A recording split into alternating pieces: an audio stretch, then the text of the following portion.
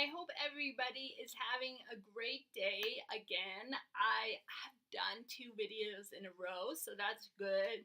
And we have Fun Friday to look forward to tomorrow.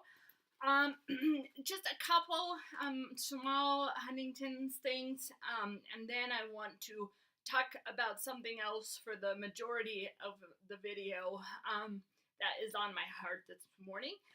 So first of all, I got out of the car this morning and closed the door on my shin, and that really hurt. And there's a giant bruise. But kind of a praise report. When I had to go to the urgent care 2 times last week, both of the times that I went, there just happened to be nobody in line. So my wait was quick. I usually get really overwhelmed if there's a lot of people and there's noise and having to wait in that environment. So that was just really cool. And then I had to go to Peak Vista today to get set up with a doctor, and I was really nervous that it would be crowded, and because I like to get early to places, I was the first one there and didn't have to wait in line. So that just was kind of cool, the timing, and thank you, Jesus. So all right. This topic is probably going to be a little controversial, but I just felt really strongly that I was supposed to share about it today. So, yesterday, I know most of you guys are going to be turning in ballots pretty soon, and I completed a ballot, and there was amendments on there. And on the last one, it is for assisted suicide or not. And before when I would think about, when that whole, I forget the doctor's name, saga started, I was like, oh, that's terrible. And I was just like, a little religious about it. Like, oh, God would never say, to do that. But as you can imagine, my opinion of that has changed dramatically because of the situation that I am in right now, as well as, and I'm just going to talk, basically, hospice has a lot to do with in time people's desires for what they want with DNR. So hospice, if you haven't heard about it, is when people are within 6 months prognosis of dying, they go on hospice, and basically the goal is, to kind of get their affairs together, and just kind of prepare and be in peace and ready for, when it's time to go. But when they get to the very, very end stages of the hospice, like the last week or two, most of the time, people go on a morphine drip. And the morphine drip, and I'm a nurse, and I had the benefit of being able to sit at a lecture about somebody who was a hospice nurse, and she described exactly what the morphine does. And so what it does is serves 2 purposes. First of all, it keeps them from being in any pain and keeps them comfortable.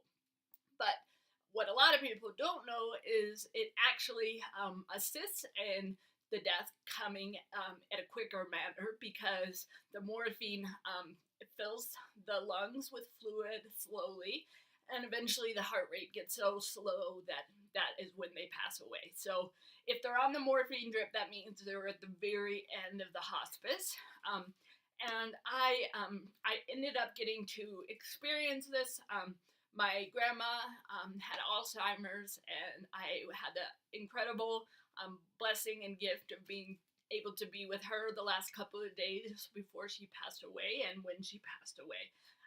And she was on the morphine, and, it's just a simple things like, offering her, playing music that she loves, putting lotion on her hands, and just preparing everybody's hearts for what's going to come, so that could be a very peaceful time. And so that for me was just worth its weight in gold, getting to have that experience, and now, even knowing more about a hospice. And so my biological dad was on hospice at the end before he passed away from the Huntingtons. And in that situation, I didn't feel compelled to go out there and be with him.